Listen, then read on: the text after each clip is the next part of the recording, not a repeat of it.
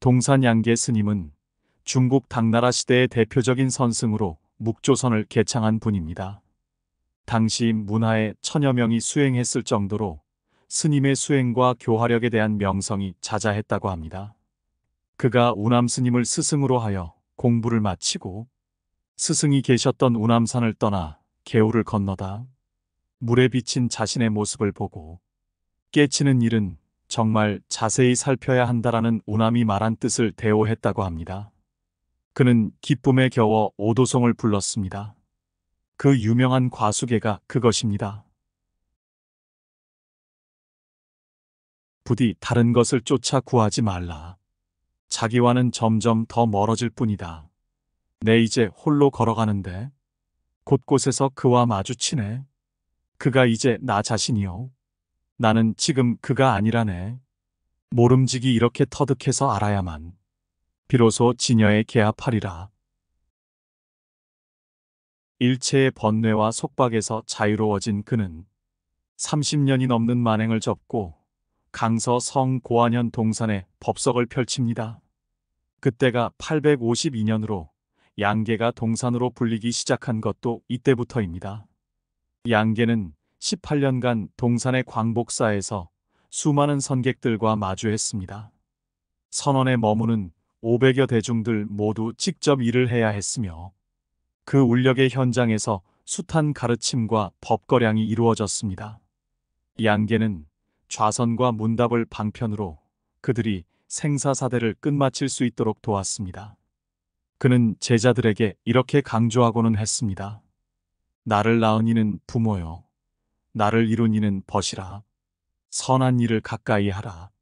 쑥이 3이나 대 속에 나면 붙들지 않아도 저절로 곧아지고 흰 모래가 진흙과 함께 있으면 함께 검어지는 것과 같다. 옥은 쪼지 않으면 그릇을 이루지 못하고 사람은 배우지 못하면 도를 알지 못하느니라. 선사는 입적이 가까워졌을 때 제자들을 모아놓고 이렇게 물었습니다. 나는 그동안 부질없는 이름을 세상에 남기고 말았다. 누가 나를 위해 그것을 없애주지 않겠느냐? 제자들은 아무도 입을 벌리는 사람이 없었습니다. 이때 어린 사미승 하나가 스승 곁에 다가서면서 말했습니다. 그러면 스님의 이름을 알려주십시오. 선사는 고개를 끄덕이며 말했습니다. 내 부질없는 이름은 내 덕분에 다 소멸되고 말았다. 선사는 제자를 시켜 삭발하고 몸소 목욕하고 옷을 갈아입었습니다. 종을 쳐서 대중을 모이게 한 다음 정중하게 작별의 말을 남기고 그 자리에 앉은 채 입적하였습니다. 제자들은 너무나 갑작스러운 죽음 앞에 슬피 통곡을 하였습니다. 해가 기울어도 울음은 그치지 않았습니다. 이때 입적했던 선사는 번쩍 눈을 뜨고 제자들을 나무랐습니다. 출가하여 수행한다는 사람들이 어째서 이렇게 소란을 떠느냐? 수행자는 아무에게도 의지하지 말아야 하는 법인데 어째서 울고 불고 야단들이냐? 이렇게 말한 다음 선사는 원주를 불러 우치제를 지내도록 일렀습니다.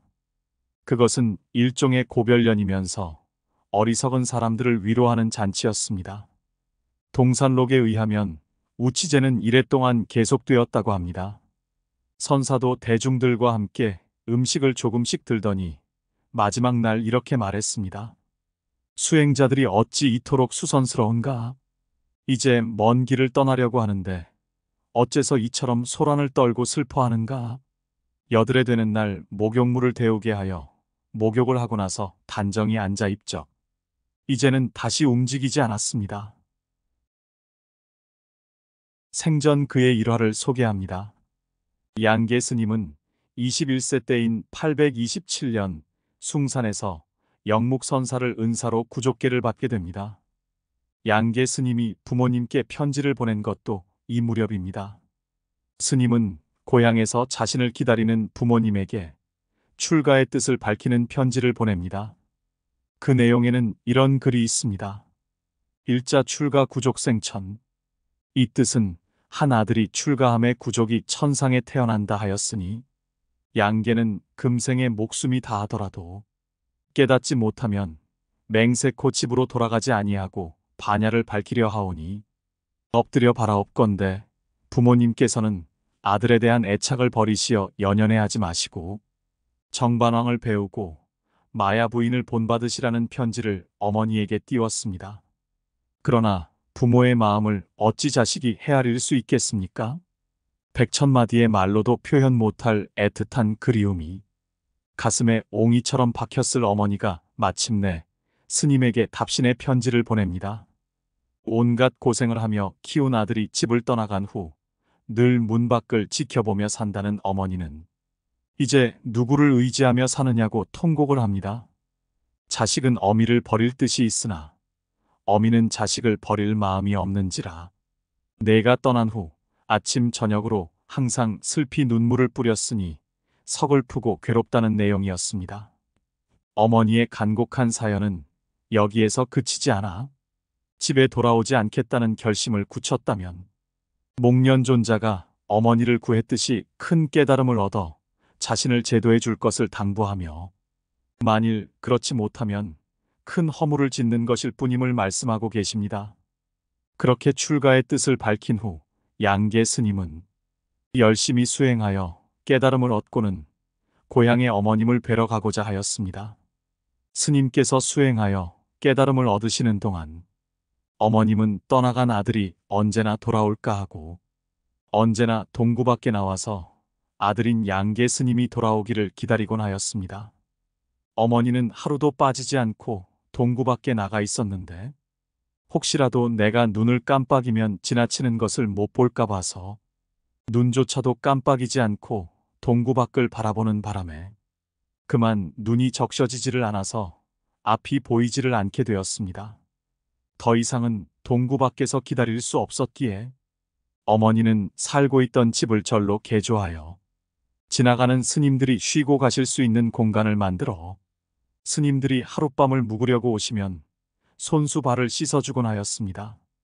그것도 이유가 있었습니다. 눈이 보이질 않으니 아들인 양계 스님이 와도 알 수가 없고 볼 수 없겠기에 절박한 마음으로 스님들의 발을 씻어드리는 일을 하며 오직 양계 스님을 한번 만나보려는 것이었지요. 그 이유는 아들 양계 스님의 왼쪽 복숭아뼈 옆에 작은 사마귀가 있었기 때문이었습니다. 그러던 어느 날 양계 스님께서 그동안의 일들을 소상하게 듣고는 절로 바꾼 집에 도착하게 되었는데 목에는 무건이라는 팻말을 걸고 있었습니다. 어머니는 스님을 보고도 알아볼 수가 없었습니다.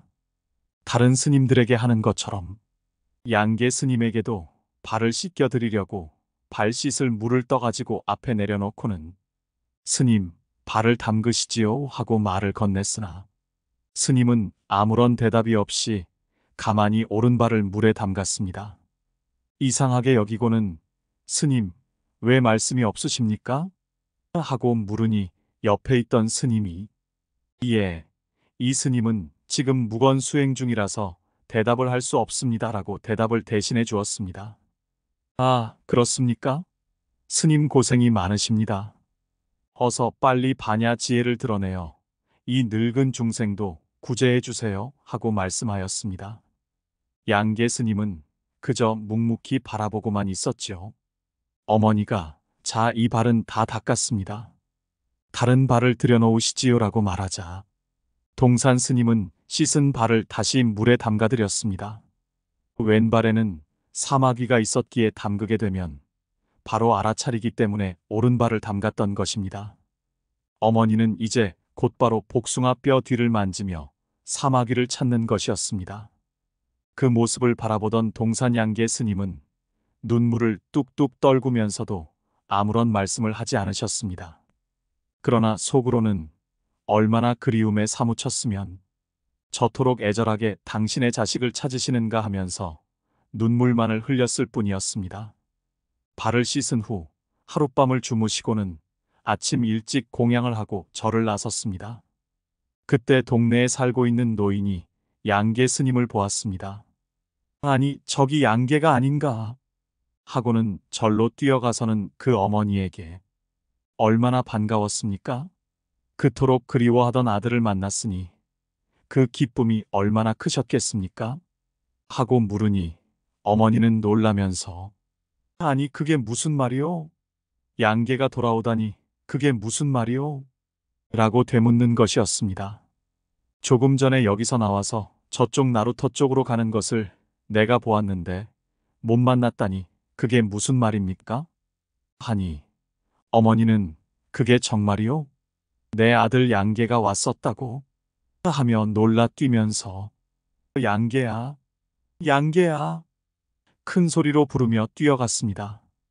앞이 보이질 않으니 넘어지며 그렇게 뛰어갔는데 나루터로 가는 길이 구부러져 있다는 것을 잊은 채 그저 뛰기만 했습니다. 그러다 그만 강물에 빠져버렸습니다. 그때 양계 스님은 벌써 강의 중간을 지나고 있었고 같이 가던 사람들이 그 모습을 보고 저걸 어쩌나 하며 애타게 걱정만 하고 있었습니다. 수영을 할 줄 모르는 어머니는 허우적대다가 그만 물에 빠져 죽고 말았습니다. 하늘도 무심하다는 말은 이럴 때 하는 말일 것입니다. 그런데 양계 스님은 아무런 움직임도 없이 건너편 나루에 내리는 것이었습니다. 깊은 선정에 든 스님은 현상계에서의 어머니와의 인연과 닭업생에 걸친 어머니의 업을 관해 보았습니다. 그리고는 고요히 이 생에서 맺어진 그 고마운 어머니의 극락왕생을 기원하고 있었습니다. 동산 양계 스님은 조용히 삼매에 드셔서 어머니를 천도하고 있었습니다. 보다 나은 세계, 부처님 되는 세계로 어머니를 이끌었던 것입니다. 어머님께서 물에 빠지셨는데 왜 구하려고도 하지 않으셨을까요? 그것은 동산 양계 스님의 어머니에게는 전생에 지은 바 업의 원인에 의해서 장님으로 살아야 될 업이 있었고 물에 빠져 죽어야 할 업이 있었습니다. 양계 스님은 그 업을 모두 아셨기 때문입니다. 만약 집에서 어머님, 제가 바로 양계입니다 하고 말씀드렸다면 어머니가 지었던 업들은 다음 생으로 넘어가게 되기 때문에 어머니를 그런 고통에서 건지기 위하여 말없이 왔다가 나갔던 것입니다. 양계 스님 어머니는 한 생은 남의 집 머슴살이를 하게 되어 있었고 다음 생에는 장님으로서 한 생을 살아가게 되어 있었으며 그 다음 생에서는 물에 빠져 죽을 행을 지었으나 자식을 스님으로 인연 지어준 그 공덕으로 3세에 걸쳐서 받을 업을 단 한 생에 전부 다 마칠 수 있게 되었다는 이야기입니다.